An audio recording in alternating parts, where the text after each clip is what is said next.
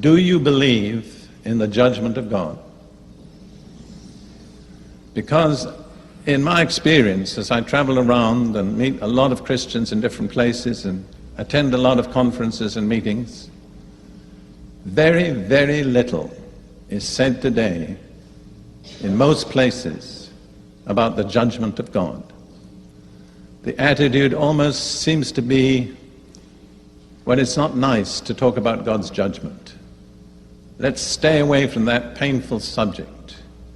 In fact, I think a lot of Christians really almost have reservations about presenting God as a judge. It's almost as if that will offend people or frighten people. We won't be able to get them to listen to the gospel if we talk about the judgment of God. In John 16, verse 8, Jesus said, "When He, the Spirit of truth, has come, He will convict the world of three things: of sin, of righteousness, and of judgment."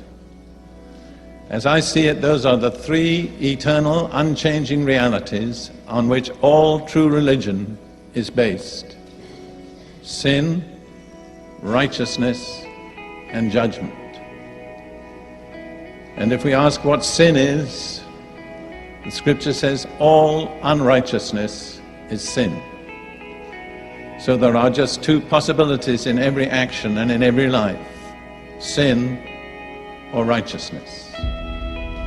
And if a thing is not righteous, it is sinful.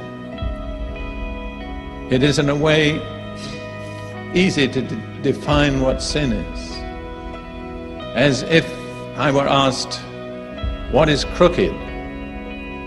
All I would have to do is hold up a straight line and say that anything that departs from that, whether by a little or by much, is crooked. And the same is true with righteousness and sin. God has held up a line of righteousness. It is Jesus. And anything that departs from that, little or much, is sin. And on the basis of how we have lived, whether by sin or by righteousness, we will face the judgment of God. There is one appointment that every one of us here will inevitably keep. It's the judgment of God. Not one of us can escape. There are two different judgments. There's the judgment of condemnation, and there's a judgment for those who've received Jesus and lived for Him, which is an assessment of reward. But every one of us will stand before the judgment of God. I think it's foolish to live as if that were not so. And I think in a way it's unjust to the unconverted not to confront them with the reality of God's judgment.